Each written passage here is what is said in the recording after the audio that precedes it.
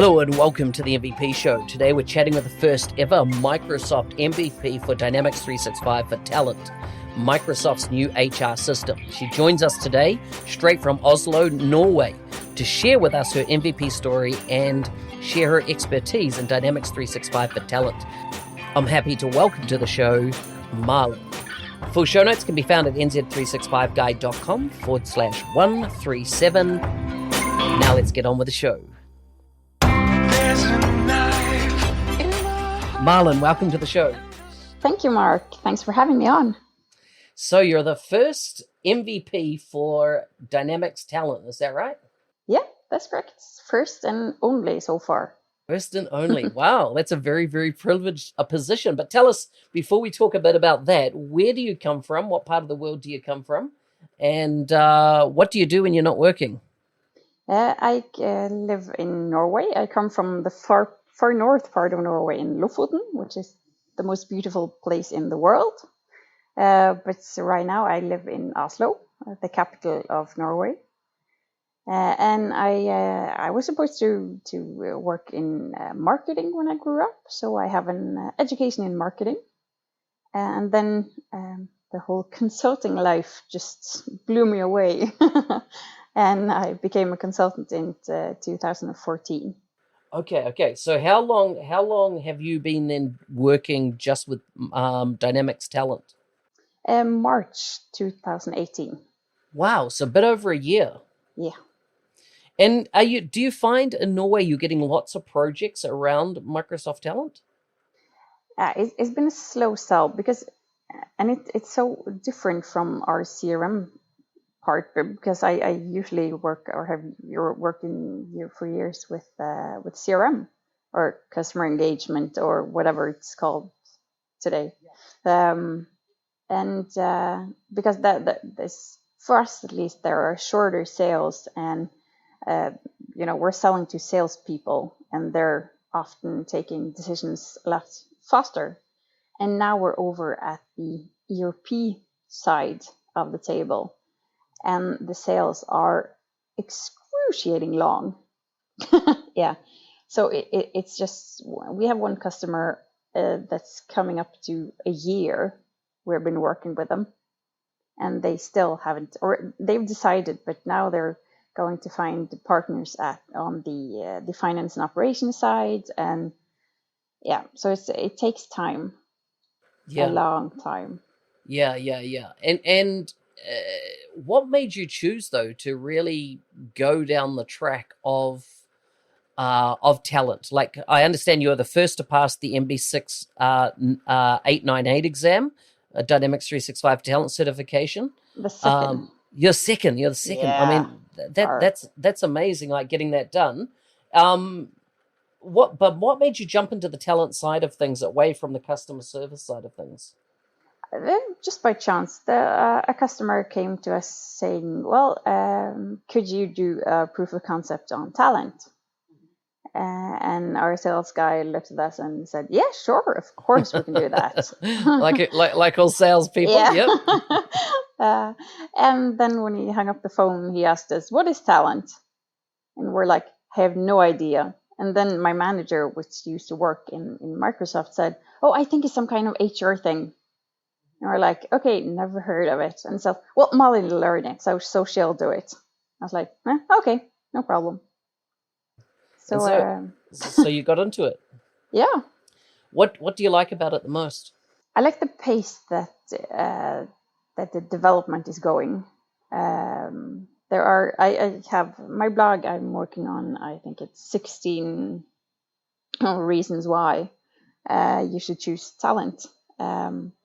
So I'll highlight it all there. And today's post just came out. It says about adjusting salary and compensation. So there are so many things in the system that I don't think people know about. And it's such a vast system. And with the attract part, it's just amazing. It works so good. And the onboarding is so simple that it actually works. And then you have the core part of it all. So Is it connected to LinkedIn, the LinkedIn kind of employment functionality or recruitment functionality of LinkedIn? yeah, you have Attract is closely connected with the LinkedIn recruiter part or license, but you have to have the license for recruit as well. But it just works. What happens in talent goes to LinkedIn and the other way around. So if you have connected someone to the job in LinkedIn, it shows in talent. And if you send messages or write notes or whatever, it's everything is connected to each other. So it's really Okay. great. Yeah. Okay, so it's got a good integration. Tell me a bit about your journey to becoming an MVP. Kind of, what was the time frame? You know, how did you hear about it? What was your kind of end to end journey of getting into the program? I was when I started. Well, as you always do, you start Googling and you look for resources because with a Microsoft product, there is always a gazillion information online, but there weren't any for talent. And I just thought, well, that's kind of strange. Well, it's a new product, so but there's nothing. And I went to the forums, and there were hardly anyone answering these questions. So I started. First thing I actually did was start answering all the questions. So I got some badges on the MCC site, and it was a lot of fun. And then I thought, okay, I have a lot of content from reading about my certification. And I know it was a pain going through all the videos and clicking through it. And I wanted to make it because I love the work that Neil Parkhurst does with his certification. I've used them for every certification, and I'm just waiting for him to be done with the MB200 so I can read through his notes and take that. So I thought, okay, I want to do that for talent. And then my Norwegian Microsoft go-to guy for talent, Fredrik Sætre, which is an old MVP before he started at Microsoft, he told me, okay, so I think you should go try be an MVP. I was like, okay, if you say so. But to do that, you have to like get on the radar. And what he did was he posted one blog post every day for a month. Wow. Yeah, and I thought, okay, Wow. so he just One every day. Yeah. Wow. For a month. And he said, okay, so I challenge you to do that. I was like, okay, because I have a 3-year-old son, so I weekends are off. That's my time off. So I thought, okay, well, I can do every work day on the certification because there is a ton of material for the certification to read. And I went through the month, and I thought, well, this was kind of easy, so I'll just keep going. And then I kept going, and I kept going, and there were days when I thought, okay, I don't have time for this. And then I just saw, okay, I've done this for 3 months straight and never missed a work day. I can't skip this now. So I actually did at least one blog post every work day for 6 months. Wow. So you did, wow, a blog post every day for 6 months, every day you worked. Wow, that is phenomenal. That is phenomenal. Yeah, looking back at it, it's just crazy because now I do once a week. I do every Tuesday, and I just think, how on earth did I do it? I'm never doing it again.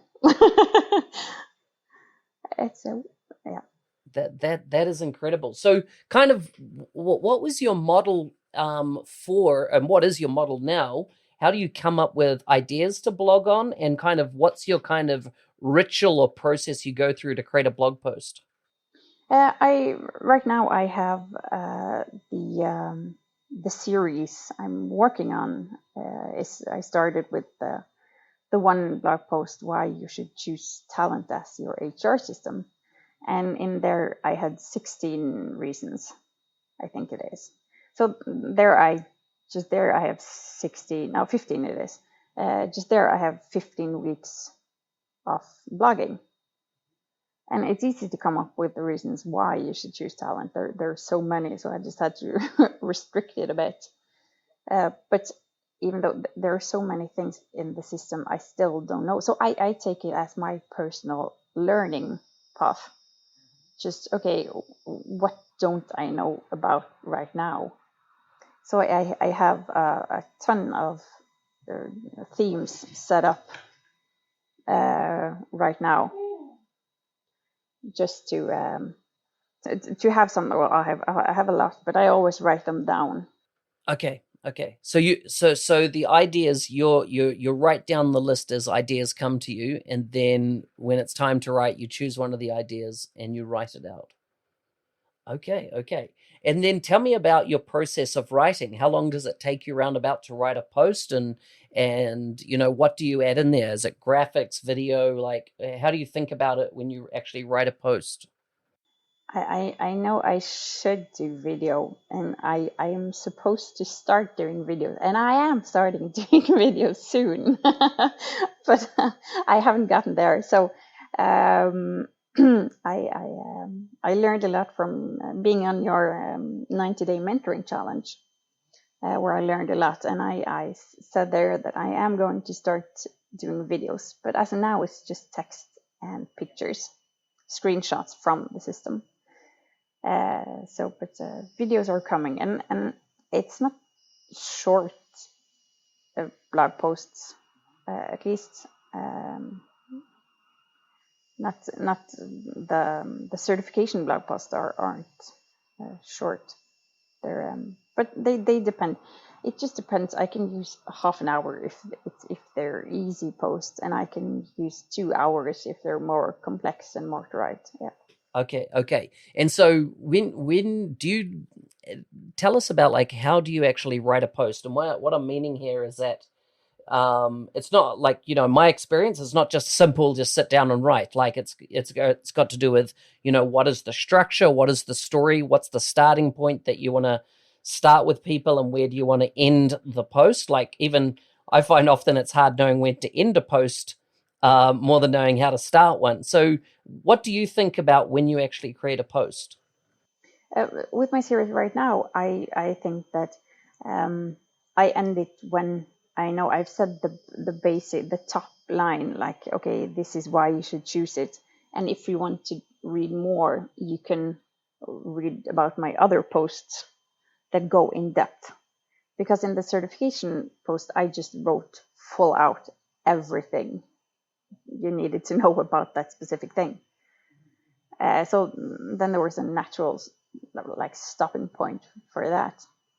But it just depends on the post, really. And I could go on and on and on about talent. So I love to write long posts, but I know I need to make things short.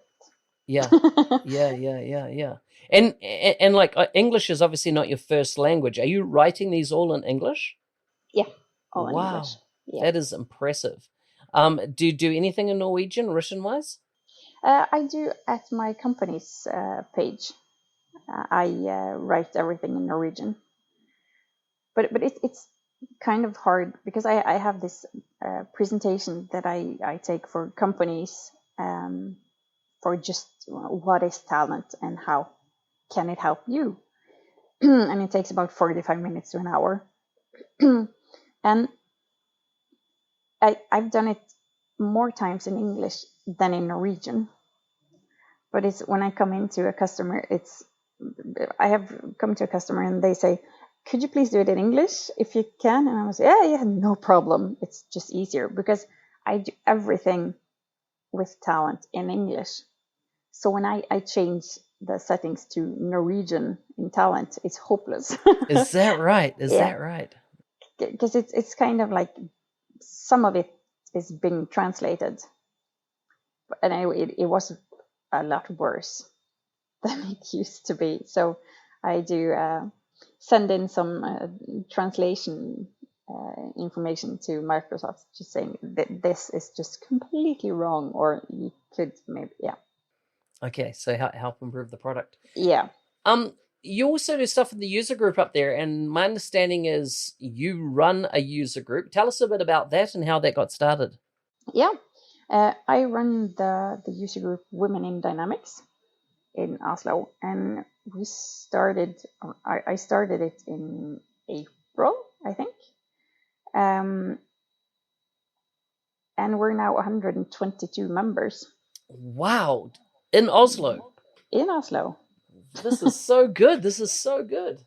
Yeah, it's just crazy. It's just exploded, and we've had 3 meetups. So I'm thinking about 4 or 5 a year, I think, because we have the other Dynamics user group in Oslo, which is for like everyone, which did the Marius has got. Um, but I thought, well, it's always hard to get women into IT, no matter where you are. But it could be easier if you just start a group. And I know there are a lot of very good females in the business, and I'm open not only for consultants but also for customers and just students, people that are interested, and everyone wanting to learn something about dynamics. Yeah. How like you've targeted on creating a women in dynamics group. How does that differ from other type of groups, being that you're focused specifically on women? We're actually more active than the other community in Norway. So we meet more often, and we on each of our 3 meetings so far, we've had food and champagne. Wow, Or I like prosecco. this. Yeah. I like this. I like this. And of course chocolate. So so that's a big difference. And I always try to get female speakers to present their stuff, just to like push them. Try, okay, can't you please talk about something for us? And so far they're all saying, yeah, sure, no problem. Oh my god, can I do that? Yeah, yes. Yeah, so I'm trying to lift up other females, because in Norway we are 3 female MVPs in all Yes. of Norway. Yeah. So who are the other two? Ida and Katrine in data platform. Yeah. Oh, very good, very good. So, okay, so this is quite exciting. What advice do you have to other people around the world that are considering starting their user groups? What do they need to keep in mind, and what do they need to do? Stop thinking and just do it. That's basically it, because a lot of women came up to me after the first meeting saying that, oh, we've talked about this for years, that we should do this, and it has so much potential, and there are so many women that have been asking about it. So just stop thinking about doing it and actually go out and do it. Yeah, that's so good. That's so good. What other logistical things do you need to think about in setting one up? Finding a good location, and of course speakers. But I found that, at least for me, people came up to me after the first meeting and said, we're interested in sponsoring and holding the meeting, and just no problem, just contact us whenever. So, do you always meet in the same location?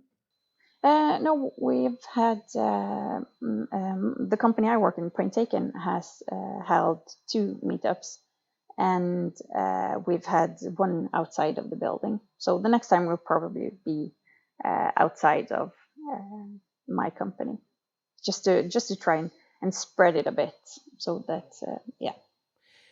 Have you found it easy to get other people to help you, run it, facilitate the group, that type of thing? Yeah. People have come to me and say, if you ever need any help, just let me know and I'll be happy to help you. So, What? yeah. Carry on.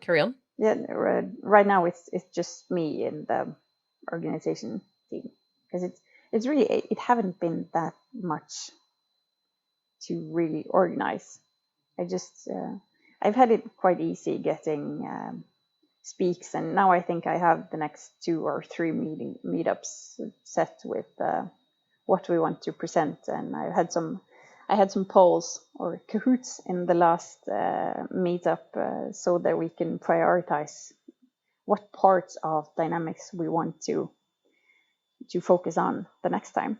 I like it. I like it. So for other, particularly around the world, where other females might decide that they want to start a woman in dynamics type group or a woman in power platform, power apps, that type of thing, what are the advantages you think over creating, the more traditional mixed group scenario? What advantages do you get, or what kind of safe environment do you create with focusing on females?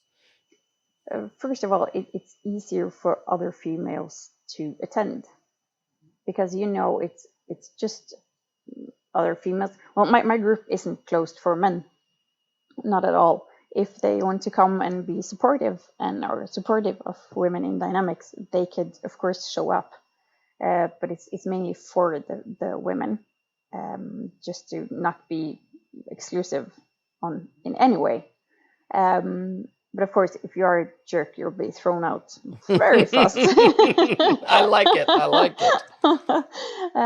Yeah, but of course, if you are in countries where maybe it's better to have it closed just for safety reasons, and that makes it so that females can join and are allowed to join, because if there are men, you can't get any females. Then just you have to do what's best for your country, of course. And of course, Microsoft, tell Microsoft what you're doing, and if you need any help, they will most likely be very eager to help you, because diversity is massive at Microsoft at the time. Yeah, no, so true, so true. I like what you're doing. You're an MVP now. How many months? Since 1st of July. 1st of July. Okay. What are your thoughts on the MVP program? It's huge. It's just so many. It's just so much. Just the emails and the possibilities to interact with Microsoft, and the way the other MVPs just include you in their community at once, just welcoming you, no matter if they knew you before or not.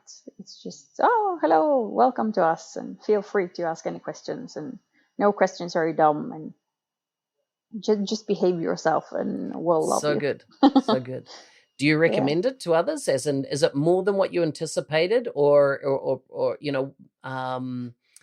if people are considering that they want to, go on that journey, what kind of recommendations? Yeah, as in when I say the journey to becoming an MVP, what recommendations do you have? Go for it, but you have to be aware that I love that Sarah Critchley said that becoming an MVP and being an MVP isn't a sprint, it's a marathon, and you need to be prepared for that. So you can't just give it everything for a year and then maybe become an MVP and think, okay, my work is done. It is not at all.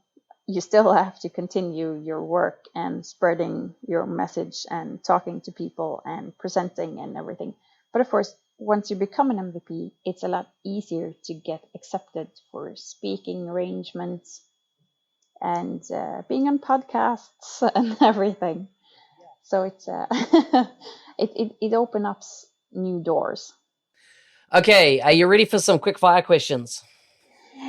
Yes. Okay, here's your first one. The first one's a deep one. Oh. Deep, okay? What are you most looking forward to in the next 10 years? Watching my son grow up. Good. If you could solve one world problem, what would it be? One. Only one. Poverty. Great. What's the last thing you completed on your bucket list? Becoming an MVP. Very cool. Okay, what's the one thing you like that creeps other people out? There's so much. Well, I could, well, metal music, hard rock and heavy metal. Yeah. Wow. Okay. Very interesting. Very interesting. Yeah. Would you rather end the life of one human or 100 puppies and kittens? Oh, that's easy. One human.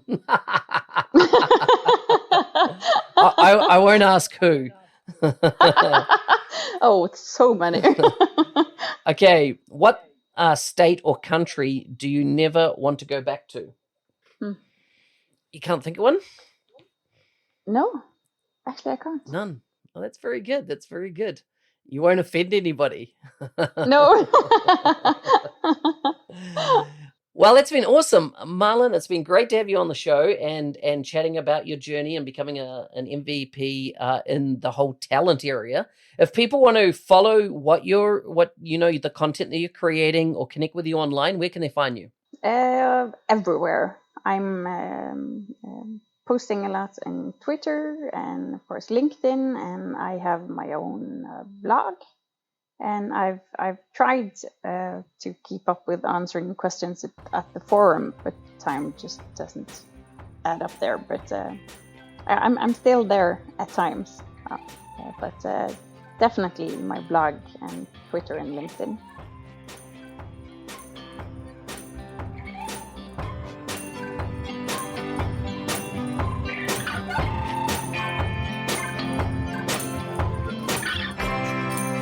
Hey, thanks for listening. I hope you enjoyed today's episode. If you want to listen to more content like this, hit the subscribe button so you don't miss out on future episodes of the show. Full show notes can be found at nz365guy.com/137 for this episode. See you next week.